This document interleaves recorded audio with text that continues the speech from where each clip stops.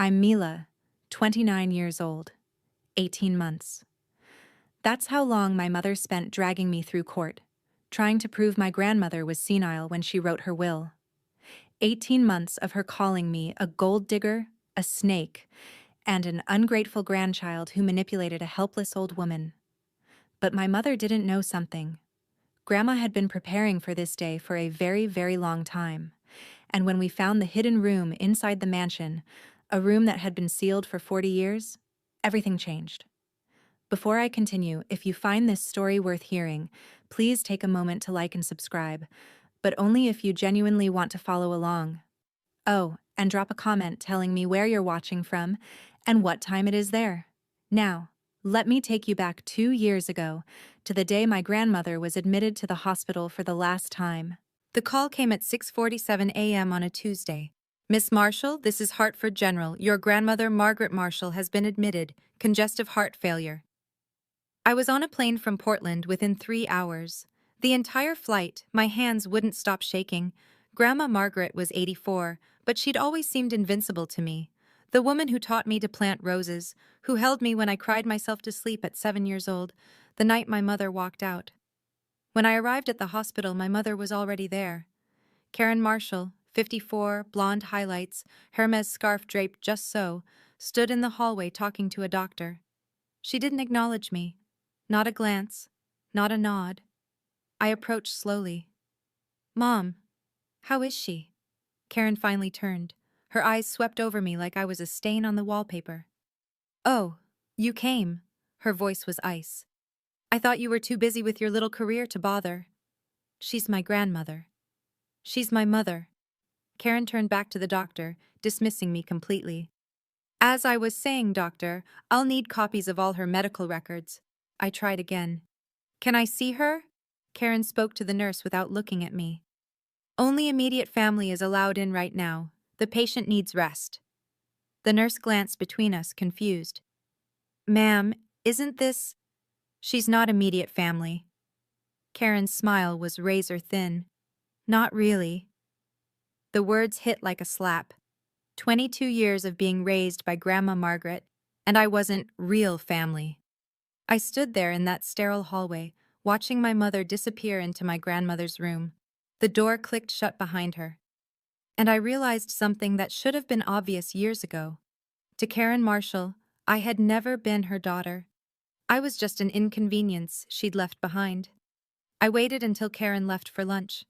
The moment I saw her disappear into the elevator, I slipped into Grandma's room. The monitors beeped softly. Tubes and wires connected her frail body to machines that seemed too loud, too harsh for someone so gentle. But when her eyes fluttered open and found mine, they lit up like morning sun. "My girl." Her voice was a whisper, but warm. "You came." I took her hand. Her skin felt like tissue paper, but her grip was surprisingly strong. "Of course I came, Grandma."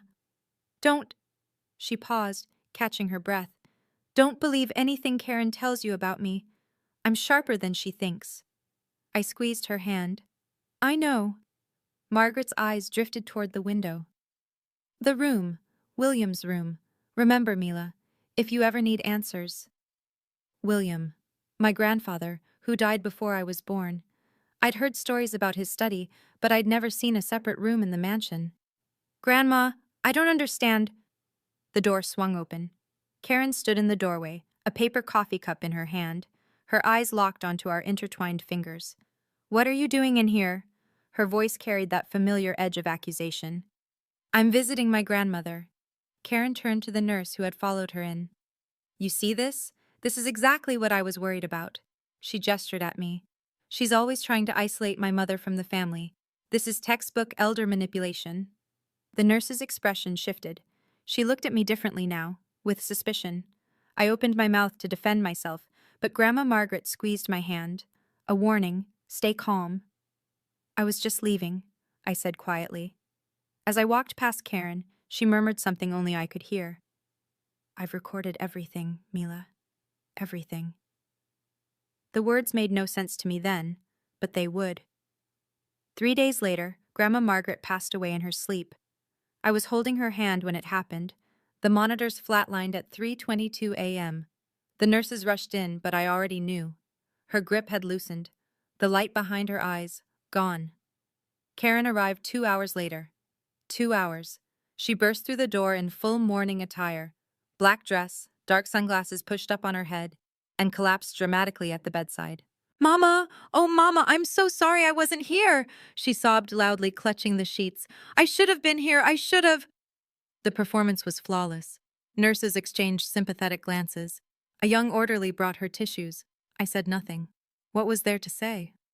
1 week later, we gathered at the law offices of Harold Jennings for the reading of the will. Dark wood paneling, leather chairs, the smell of old books and older money. Around the conference table sat Karen and her husband, Richard Cole, a former real estate broker with nervous eyes and a weak handshake. Aunt Patricia, Karen's younger sister, sat stiffly in the corner. A few distant cousins I barely recognized filled the remaining seats. Harold Jennings was 72, with silver hair and the calm demeanor of a man who had seen every kind of family drama. He'd been Grandma Margaret's attorney for 30 years. He cleared his throat and began to read. I, Margaret Eleanor Marshall, being of sound mind and body, do hereby bequeath. The room was silent. Karen leaned forward, expectant. My residence at 847 West Haven Drive, valued at $6.8 million, along with all its contents, to my granddaughter, Mila Ann Marshall. The silence shattered. Karen's coffee cup hit the floor. To my daughter, Karen Patricia Marshall Cole, I leave the sum of $1. Karen erupted like a volcano that had been dormant for decades. No! She slammed both palms on the mahogany table. This is fraud! Harold remained impassive. Mrs. Cole, please. Don't you Mrs. Cole me! Karen whirled toward me, finger jabbing the air. You! What did you do to her? What did you whisper in her ear while she was drugged up and dying? I kept my voice level. I didn't do anything. Liar! Spittle flew from her lips. Richard tried to pull her back into her seat, but she shook him off violently. My mother had dementia. She didn't know what she was signing. Harold spoke calmly. Mrs. Marshall was evaluated by her physician. She was of sound mind when... Her physician? Karen laughed, a sharp, ugly sound. Who? Someone she paid off? She pointed at me again. Or someone this little gold digger bribed? Aunt Patricia shifted uncomfortably but said nothing. The distant cousins exchanged wide-eyed glances. Karen turned to the room, arms spread wide, playing to her audience. My mother loved me. She would never cut me out of her will. This girl, her voice dripped with venom, manipulated a senile old woman. This is elder abuse. This is coercion. The will is legally valid, Harold said. Witnessed by 2 parties, notarized, and filed properly. Karen straightened her spine, composing herself with visible effort. When she spoke again, her voice had gone cold, calculated. We'll let the courts decide that, won't we? She gathered her purse. I'm contesting this will. I'll have it declared invalid.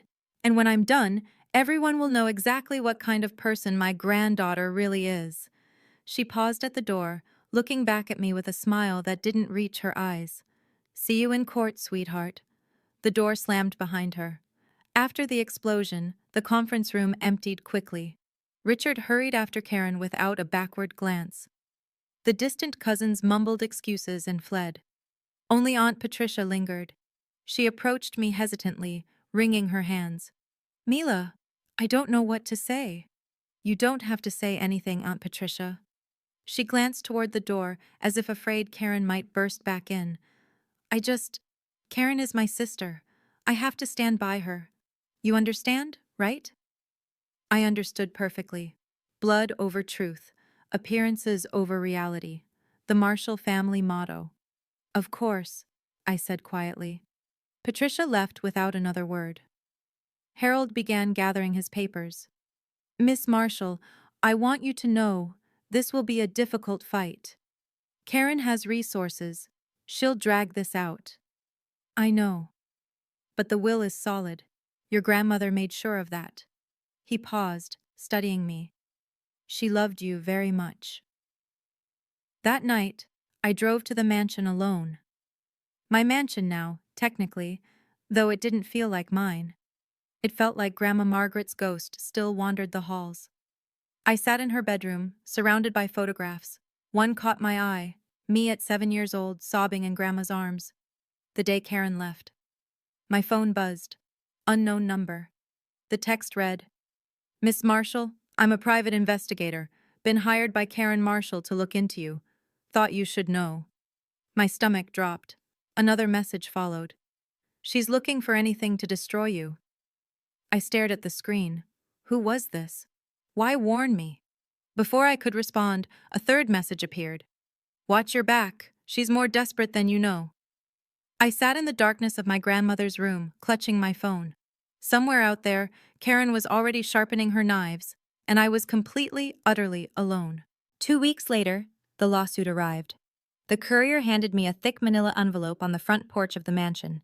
Inside, a formal complaint filed with the Connecticut Superior Court, case number 2024-CV-1847, Karen Patricia Marshall Cole versus Mila Ann Marshall. The allegations read like a horror novel, where I was the monster. Undue influence over a mentally incapacitated elderly person. Systematic isolation of Margaret Marshall from her biological family. Financial exploitation of a vulnerable adult. Procurement of testamentary documents through fraud and coercion. Karen was claiming Grandma had Alzheimer's, that I had brainwashed her, that I'd forged her signature, that I was, essentially, a criminal. I called Harold immediately. "I've seen it," he said. His voice was calm but serious. "This will be a long battle, Miss Marshall. 18 months, minimum."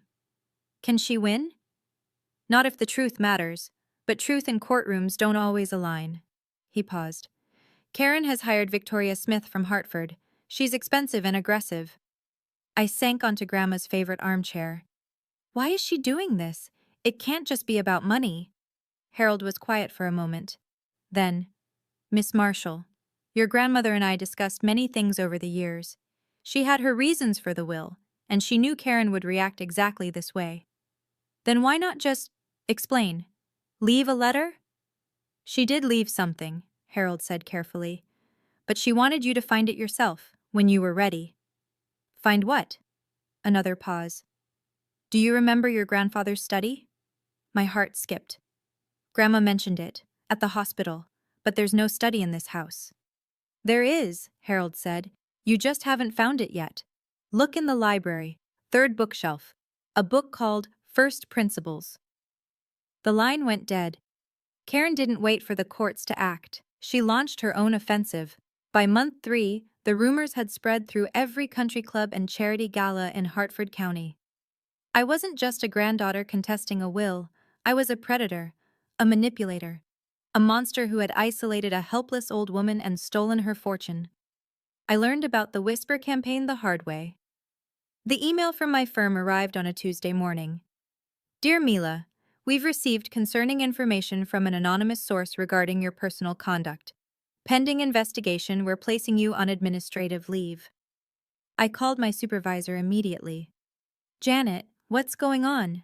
Her voice was strained. "Someone called HR, said you have psychological issues, that you're involved in financial fraud. They mentioned the lawsuit." "That's my mother. She's lying." "Mila, I believe you, but the partners are nervous. With clients finding out..." She trailed off. "I'm sorry, my hands are tied." Administrative leave became termination 2 weeks later. I applied to 3 other landscape architecture firms in the following month. All 3 rejected me. Through a former colleague, I learned why. Someone had been calling ahead, poisoning the well. "She said you had a history of manipulating elderly clients," my colleague whispered. She sounded so concerned, so sincere. Karen wasn't just trying to win the lawsuit. She was trying to erase me. That night I sat alone in the mansion's kitchen, eating cereal for dinner because I'd forgotten to buy groceries. The silence pressed down like a physical weight. My grandmother's voice echoed in my memory. "I've recorded everything, Mila." What did she record? What was she trying to tell me? I looked toward the library, the third bookshelf, a book called First Principles. Tomorrow, I decided. Tomorrow I would find out. Karen requested a meeting at month 6. To discuss a settlement, her lawyer said. We met at a neutral cafe in downtown Hartford. Karen arrived in designer mourning, black Chanel, pearl earrings, the grieving daughter aesthetic perfected. Richard sat beside her like a well-trained lapdog. I sat across from them, alone. Karen folded her hands on the table. Sweetheart, I don't want this ugliness any more than you do. Then dropped the lawsuit. I can't do that. Her smile was sympathetic, rehearsed. But I can offer you a deal, 50-50 split. You get half the mansion's value, I get the other half. Everyone walks away happy. The will was clear. The will was written by a confused old woman. Grandma wasn't confused. Karen's mask slipped, just for a second. Something ugly flickered behind her eyes. You don't know what you're talking about. I know she was tested, regularly. Her mind was sharp until the end. Tests can be faked. Doctors can be paid. Karen leaned forward. Do you really want to drag this through court? Do you know what I'll do to your reputation? You've already tried. Tried? She laughed softly. Honey, I haven't even started. Richard cleared his throat. Listen, this doesn't have to get worse. Just take the deal. Save yourself the trouble. I looked at him, at his sweaty forehead, his darting eyes. He was scared. But of what? I stood up. I'll see you in court. Karen's voice followed me as I walked away, sharp and cold. You don't know what I'm capable of, Mila. I paused at the door, turned back. Neither do you. I left her sitting there, her perfect composure cracking just slightly around the edges. But her threat echoed in my mind all the way home. Month 8. The lawsuit dragged on. My savings dwindled. The isolation deepened. But Harold's words haunted me. Look in the library. 3rd bookshelf. I had avoided it for months. Part of me was afraid of what I'd find. Part of me wasn't sure I was ready. That night, I finally climbed the stairs to the 2nd-floor library. The room smelled like grandma, lavender and old paper. Moonlight streamed through tall windows, illuminating rows upon rows of leather-bound books. I walked to the 3rd bookshelf and ran my fingers along the spines. History, philosophy, poetry. Then I saw it. First Principles, a worn volume with gold lettering tucked between Marcus Aurelius and Seneca. I pulled it from the shelf. Click. A mechanical sound, soft but distinct. The entire bookshelf shuddered, then slowly, impossibly, swung inward. Behind it was a door. Oak, old, covered in 40 years of dust. My heart pounded. Grandma's words at the hospital. William's room, if you ever need answers. This was it. Grandfather William's hidden study. The room that didn't officially exist. I pushed the door open. The space was small, maybe 10 feet square, but it was packed with history. An antique desk, a cracked leather chair, filing cabinets lined one wall, and on the desk, positioned as if waiting for me, a metal box with a sticky note attached. The handwriting was shaky but unmistakable. Grandma Margaret's. For Mila, when the time comes. My hands trembled as I opened the box. Inside was a USB drive, a small digital camera, and a handwritten letter sealed in an envelope. I picked up the letter. My name was written on the front in Grandma's careful script. Whatever was in this room, she had left it specifically for me. I wasn't alone after all. The room held more secrets than I could have imagined. Against the far wall sat an old television monitor connected to what looked like a primitive recording system. The kind from the early 2000s, wires snaked across the floor to a more modern laptop, clearly added later. Grandma had upgraded. She'd been recording for years. I turned on the laptop. The desktop was organized with military precision. Folders labeled by year, 2012, 2013, 2014, all the way through 2024. Inside each folder, video files, dozens of them. 147 videos total, I whispered, counting. But before I watched any of them, I needed to read her letter. I settled into Grandfather William's old chair and broke the seal. My dearest Mila, if you're reading this, then I'm gone, and Karen has done exactly what I predicted. She's fighting for the mansion.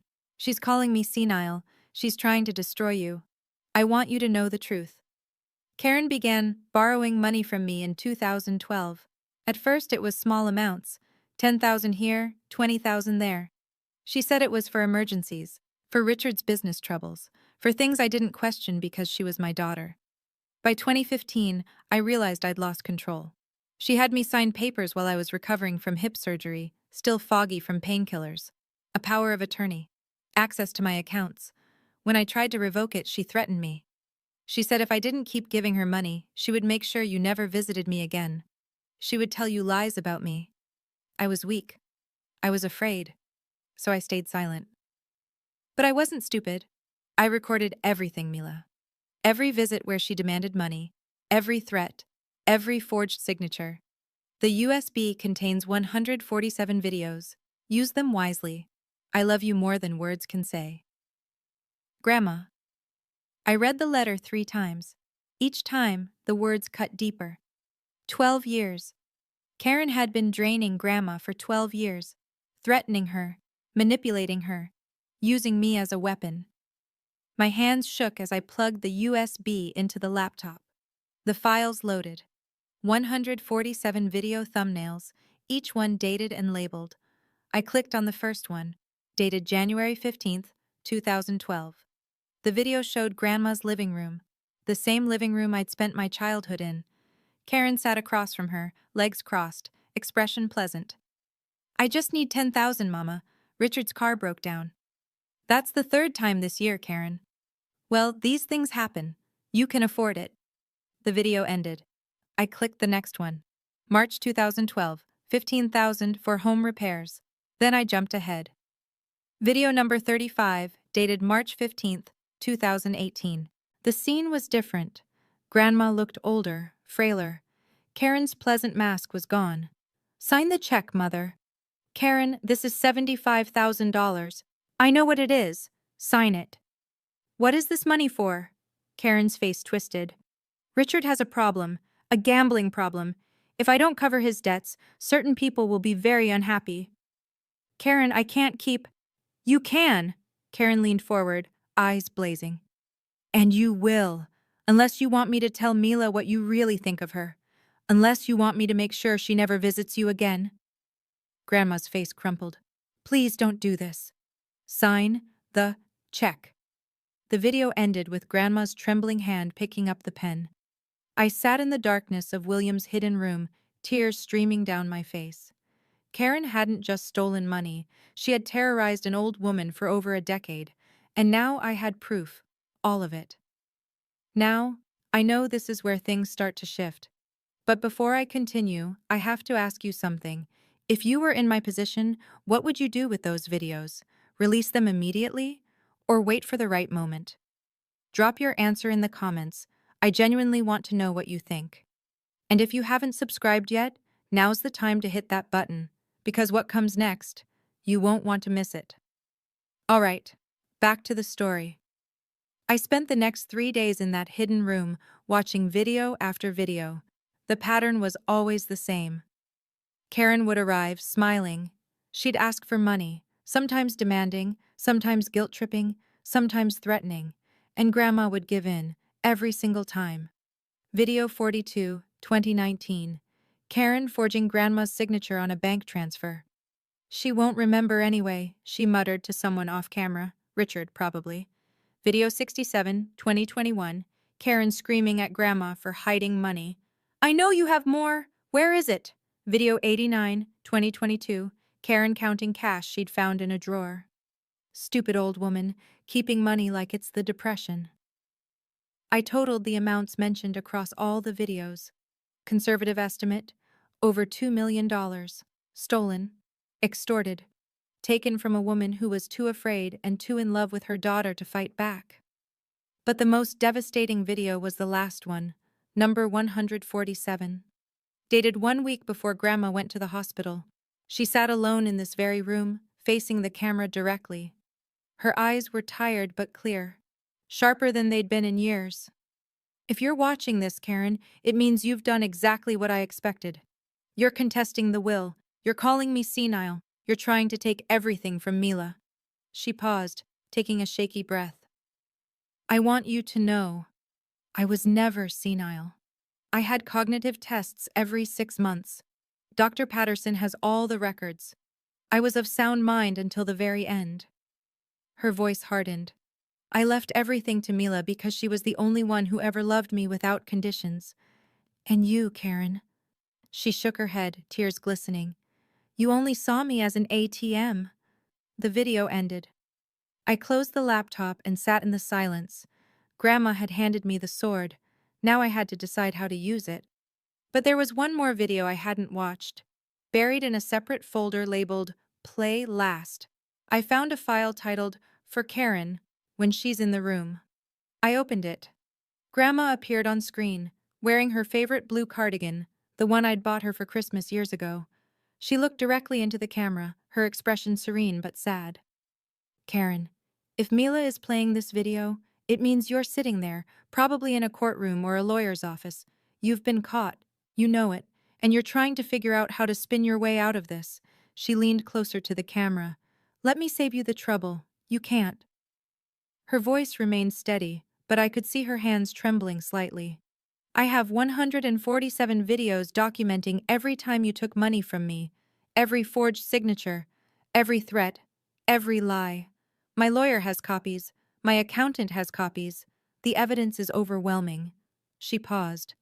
You could try to claim these videos are fake, doctored, but they span 12 years, Karen. They show you aging. They show the house changing. They show dates and newspapers in the background. Any forensic expert will confirm they're authentic. Grandma's eyes softened, just for a moment. I didn't want it to come to this. I gave you chance after chance to stop. To be better. You never took them. She straightened in her chair. So here's what's going to happen. You're going to drop this lawsuit. You're going to leave Mila alone. And you're going to pray that she's merciful enough not to press criminal charges. Her final words were barely above a whisper. Goodbye, Karen. I hope someday you understand what you've lost. The screen went black. I saved this video separately. This one was for the courtroom. Month 12. Karen escalated. She organized what she called a charity luncheon for elder abuse awareness at the Hartford Country Club. 80 guests, local press. The irony would have been funny if it wasn't so twisted. I learned about it from a former colleague who still answered my calls. Mila, she's telling everyone you isolated your grandmother, that you manipulated her into changing the will. People are believing her. I didn't attend, but I heard every word secondhand. Karen took the podium in a black dress, dabbing at dry eyes with a lace handkerchief. My mother was a wonderful woman, she began, but in her final years, she fell victim to someone she trusted, her own granddaughter. Gasps from the audience, sympathetic murmurs. This girl, and I hesitate to even call her family, cut my mother off from everyone who loved her. She whispered poison in her ear. She convinced an elderly woman with dementia to sign over everything. Karen's voice broke perfectly. I'm not fighting for money. I never was. I'm fighting for justice, for my mother's legacy. The audience applauded. Someone shouted, "We're with you, Karen." That night, the messages started. My phone lit up with texts from numbers I didn't recognize. Gold digger. Predator. You should be in prison. Your grandmother is crying in heaven because of you. One message stood out. It came from Aunt Patricia's number. I believed Karen until today, but something doesn't add up. Can we talk? My thumb hovered over the reply button. Then another message arrived, from the same unknown number that had warned me months ago. She's desperate. Her debts are worse than you know. The luncheon was a Hail Mary. Karen was running out of time, and desperate people make mistakes. I just had to wait for hers. I called Harold the next morning. I have everything, I said. 147 videos, 12 years of evidence, financial records, her own words on camera. Harold was silent for a long moment. What do you want to do with it? I want to wait. Until the mediation hearing. That's 4 months away. You could end this now, leak a video, go to the press. I shook my head, even though he couldn't see me. No. I want Karen to see it happen. I want her to be there when everything falls apart. That's surprisingly strategic. Grandma taught me patience. Harold chuckled softly. She chose well. For the next 4 months, I built my case. I hired a forensic accountant to trace every transaction Karen had made from Grandma's accounts. Total confirmed theft, $2.1 million over 12 years. I obtained copies of Grandma's cognitive assessments from Dr. Patterson, clean results every 6 months for the past decade. The woman Karen called senile had aced every mental acuity test. I cataloged every video, cross-referenced dates with bank statements, and prepared a timeline that even a first-year law student could follow. And I waited. Karen continued her public campaign, more charity events, more tearful interviews with local papers. She was betting everything on public sympathy, convinced that the court of opinion would pressure me into settling. She didn't know I was holding a nuclear bomb. The mediation hearing was scheduled for March 15th. 18 months after the lawsuit began, both parties required to attend. A last attempt at resolution before trial. Karen would be there, Richard would be there. Aunt Patricia had agreed to come as a family witness, and I would finally show them all what Grandma had left behind. March 15th arrived cold and gray. The mediation was held in a conference room at the Hartford Superior Courthouse. Neutral ground, fluorescent lights, a long oak table that had seen 1,000 family feuds. I arrived early with Harold. We set up on one side of the table, just us, a laptop, and a thick folder of documents. Karen swept in at exactly 9 a.m. Black designer suit, gold jewelry, the picture of wealthy victimhood. Richard trailed behind her, looking gray and thin. Something had changed in him. He seemed diminished, like a man carrying a weight too heavy to bear. Behind them came Victoria Smith, Karen's attorney. Sharp suit, sharper eyes. She'd built her career on aggressive litigation and had never lost an estate dispute. Aunt Patricia slipped in last, taking a seat near the back wall. She caught my eye and gave a small, uncertain nod. Judge Morrison, the court-appointed mediator, sat at the head of the table, 60 years old, silver-haired, with a reputation for no-nonsense proceedings. This mediation is to determine whether a settlement can be reached in case 2024-CV1847, he began. Both parties have the opportunity to present their positions before we discuss terms. Victoria stood first. Your Honor, my client has endured 18 months of emotional torment. Her mother's dying wishes were corrupted by a granddaughter who exploited a vulnerable, mentally diminished woman. Karen dabbed at her eyes right on cue. We intend to prove that Margaret Marshall lacked testamentary capacity, that Mila Marshall exercised undue influence, and that this will should be declared null and void. Victoria sat down. Judge Morrison looked at me. Miss Marshall, your response? I looked at Harold. He nodded. Your Honor, I said quietly, we have evidence that tells a very different story. Victoria wasn't finished. Before the respondent presents anything, she said smoothly, I'd like my client to address the court directly. Mrs. Cole has important testimony about her mother's final months. Judge Morrison nodded. Proceed. Karen rose slowly, clutching a tissue like it was a prop in a Broadway production. She turned to address the room, not just the judge, but Aunt Patricia, Richard, anyone who would listen. My mother didn't recognize me at the end, she began, voice trembling. She would look right through me, call me by other names, forget who I was. She dabbed her eyes. But with Mila? She was always clear, always lucid. Karen's voice turned bitter. Doesn't that seem strange? That my mother only had clarity when her manipulator was present? Patricia shifted uncomfortably in her seat. I noticed Richard staring at the floor. I tried to visit her, Karen continued. I tried to be there for her. But every time I came to the house, Mila had some excuse. She's resting. She's not feeling well. Maybe tomorrow. She pointed at me, hand shaking. My mother died thinking I abandoned her, because this woman, this girl, planted those thoughts in her mind, isolated her, turned her against her own daughter. Karen sat back down, burying her face in her tissue. Victoria looked satisfied. Your Honor, we have sworn statements from Mrs. Cole's friends confirming Mrs. Marshall's declining mental state. We believe this pattern of isolation constitutes elder abuse. Judge Morrison made a note. Miss Marshall, you may respond. I stood. My grandmother wasn't senile, I said calmly. She wasn't manipulated, and she wasn't isolated. I placed my hand on the laptop. She was documenting everything. Karen's head snapped up. What? Harold connected the laptop to the room's display screen. The large monitor on the wall flickered to life. Your Honor, I said. My grandmother left behind video evidence. 147 recordings spanning 12 years. I'd like to play one now, the final video she made, 1 week before her death.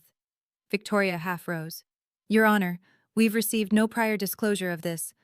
The evidence was discovered in a hidden room in the estate, Harold interjected smoothly.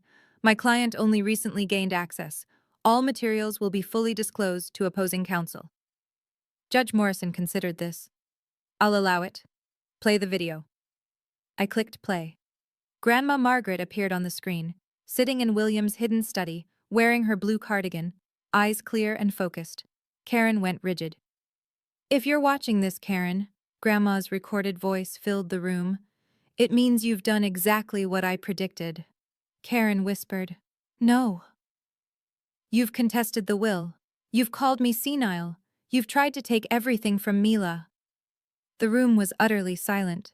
Patricia's hand covered her mouth. Richard had gone pale. But I was never senile.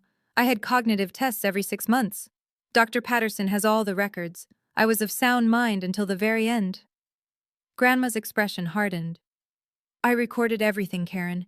Every time you demanded money, every threat, every forged signature. 147 videos over 12 years. Karen stood abruptly. Turn it off! This is fake! Judge Morrison's voice was sharp. Sit down, Mrs. Cole. Grandma's final words played over Karen's protests. You're going to drop this lawsuit. You're going to leave Mila alone, and you're going to pray she's merciful enough not to press criminal charges. The screen went dark. Karen stood frozen, her perfect composure shattered like dropped crystal. Your Honor, Harold said. With your permission, I'd like to show one additional video from the collection. This one is dated March 15, 2018. Judge Morrison nodded. Proceed. The screen lit up again. Grandma's living room, Karen leaning over her, face twisted with impatience. Sign the check, Mother.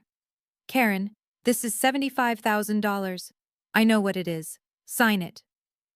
The courtroom watched Karen on screen threaten her own mother, watched her invoke me as a weapon, watched Grandma's hand tremble as she picked up the pen. When it ended, no one moved. Aunt Patricia stood slowly from her seat against the wall. Her face was ashen. Karen, her voice cracked. What did you do? Karen whirled toward her sister. Patricia, don't, it's taken out of context. Out of context? Patricia's voice rose. You were threatening her. You were using Mila to... Richard was in trouble. I had no choice. Richard stood abruptly. Don't bring me into this. Into this? Karen spun on him.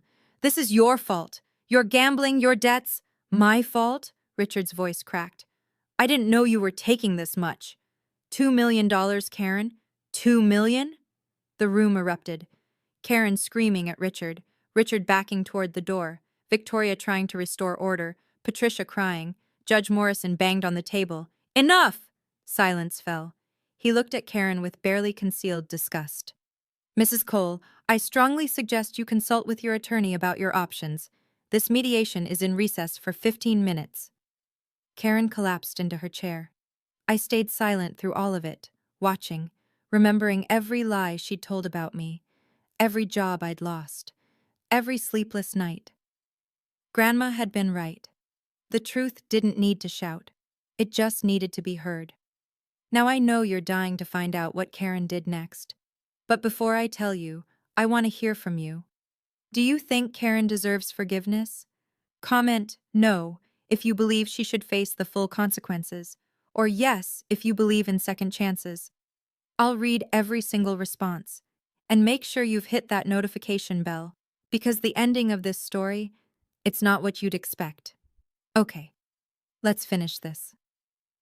The 15-minute recess stretched to 45. Through the glass walls of the conference room, I watched Victoria and Karen huddled in the hallway. Victoria's gestures were sharp, emphatic. Karen's shoulders slumped lower with every passing minute. Richard had already left. He didn't even say goodbye. Harold sat beside me, calm as always. She's calculating, he said quietly, trying to figure out if there's any way to spin this. Is there? No, not with that video evidence. If this goes to trial, she'll lose. And if the prosecutor sees those recordings. He let the implication hang. Financial exploitation of an elderly person, criminal charges, possible prison time. Finally, Victoria pushed back into the room. Karen followed, looking like she'd aged 10 years in under an hour. Victoria cleared her throat. Your Honor, after consultation with my client, we've decided to withdraw the lawsuit. The words hung in the air. Judge Morrison nodded slowly. Let the record show that Case 2024-CV-1847 is voluntarily dismissed by the plaintiff. He looked at Karen. Mrs. Cole, I trust you understand the implications of what was presented today. Karen said nothing. She stared at the table like it might swallow her whole. I stood. For 18 months, I had imagined this moment. The triumph, the vindication. But looking at Karen, defeated, humiliated, stripped of every lie she'd told, I didn't feel triumph. I felt tired and strangely empty. Mrs. Cole, I said quietly. She flinched but didn't look up. I'm not going to pursue criminal charges. Her head snapped up. Victoria's eyebrows rose. Not because you deserve mercy, I continued, but because Grandma didn't want me to become someone who destroys people. She wanted me to protect myself, not to seek revenge. Karen's mouth opened, but no words came out. I turned and walked out of the room. The courthouse hallway felt different as I walked through it. The fluorescent lights seemed softer. The weight I'd carried for 18 months lifted from my shoulders, pound by pound. Harold caught up to me at the elevator. That was generous of you, he said, more than she deserved. It wasn't for her, it was for me. He nodded slowly. Your grandmother would be proud. Aunt Patricia appeared from around a corner. Her eyes were red-rimmed, makeup smeared. She approached hesitantly, like she expected me to run. Mila, Aunt Patricia, I'm so sorry. Her voice broke. All these years I believed Karen. I stood by her when I should have. She couldn't finish. Part of me wanted to walk away, to punish her for every cold shoulder, every suspicious glance, every time she chose blood over truth. But I thought of Grandma, of her quiet strength, her patience. You didn't know, I said finally. Karen fooled everyone. That doesn't excuse— No, it doesn't. I met her eyes. But I'm tired of grudges. I watched what bitterness did to Karen. I don't want that for myself. Patricia's face crumpled. Is there any chance we could start over? I know I don't deserve it, but I don't know, I said honestly. Maybe, but it's going to take time. She nodded quickly. Time. Yes, of course. Whatever you need. I stepped into the elevator. Patricia didn't follow. As the doors closed, I caught one last glimpse of Karen in the hallway. Victoria was speaking to her, but Karen wasn't listening. She was staring at me. For just a second, I thought I saw something in her eyes. Regret? Shame? Or just anger at getting caught? The doors shut before I could decide. It didn't matter anymore. The fallout was swift and merciless. Within a week of the mediation, word spread through Hartford's elite circles. No one needed to leak the videos. The people in that courtroom talked, and that was enough. Karen resigned from her positions on the Hartford Women's Foundation and the Children's Hospital Auxiliary Board. Both organizations released carefully worded statements about pursuing new leadership directions. Everyone knew what it really meant. Her country club membership was suspended pending review. Translation: don't come back. The charity luncheon friends who had rallied to her cause suddenly couldn't return her calls. Invitations dried up. The sympathetic local reporter who had covered her elder abuse awareness campaign wrote a very different follow-up piece. And Richard filed for divorce 3 weeks later. The papers cited irreconcilable differences, but the real story leaked through his lawyer. He was distancing himself from any potential criminal liability. He'd been married to Karen for 12 years and claimed he never knew the extent of her financial manipulation. I didn't believe him entirely, but I also didn't care. Harold called me with updates every few days, whether I asked for them or not. Karen's trying to sell some property, he reported one afternoon. Looks like the creditors are circling. What creditors? Richard's gambling debts. Turns out she was covering them with your grandmother's money. Now that the money's gone. I thought about that. Karen had spent years stealing from Grandma to prop up a lifestyle built on lies. Now the whole house of cards was collapsing. Should I feel sorry for her? I asked. Harold was quiet for a moment. That's not really a legal question, Miss Marshall. No, it wasn't. But standing in my grandmother's garden, watching spring flowers push through the soil, I found I didn't feel sorry for her at all. I felt free. A month after the mediation, I returned to the hidden room. There was still so much I hadn't gone through, filing cabinets full of documents, photo albums, letters. Grandma had kept everything. I was sorting through a drawer when I found another folder. This one was labeled simply, About Karen, the Truth. Inside was a single video file. I hesitated. Part of me felt like I'd seen enough. Part of me knew I hadn't. I clicked play. Grandma appeared on screen, looking older than in the other videos. This was recent, maybe just months before she died. Mila, she began, there's something I never told you about why Karen left. My breath caught. You were 7 years old. Karen had met Richard. He was wealthy then, or at least he seemed to be. He didn't want to raise another man's child. I knew this part, or thought I did. But that wasn't the real reason. Grandma's voice trembled. The real reason was, Karen told me you ruined her life. That if she hadn't gotten pregnant at 25, she could have been someone. Done something. The words hit like physical blows. She wanted to leave you with me, but she wanted compensation. Grandma laughed bitterly.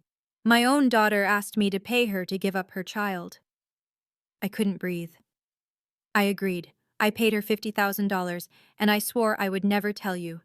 Tears ran down Grandma's cheeks. But you deserve the truth, Mila. Karen didn't just abandon you. She sold you. The video ended.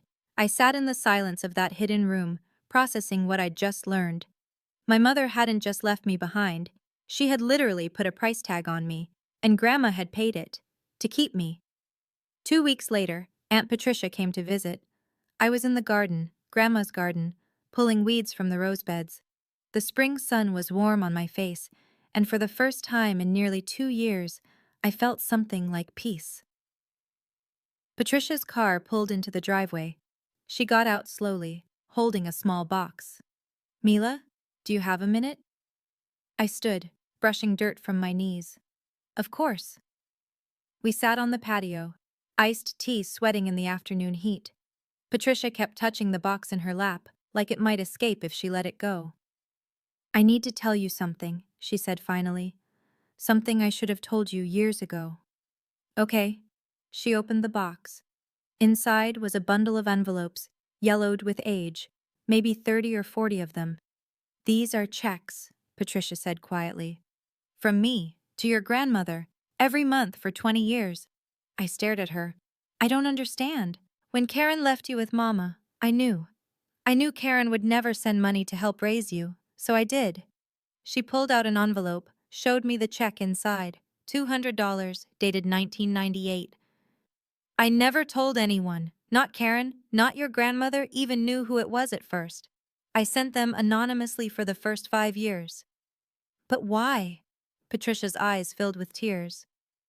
Because you were 7 years old, and your mother had just walked away from you, and I couldn't do anything to stop Karen, but I could do this. I looked at the box of envelopes, 20 years of quiet support, 20 years of silent love from a woman I thought had chosen Karen over me. Grandma never told me.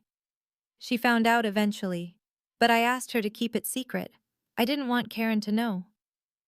Sometimes, family surprises you. 3 months after the mediation, Karen's letter arrived. Plain white envelope, no return address.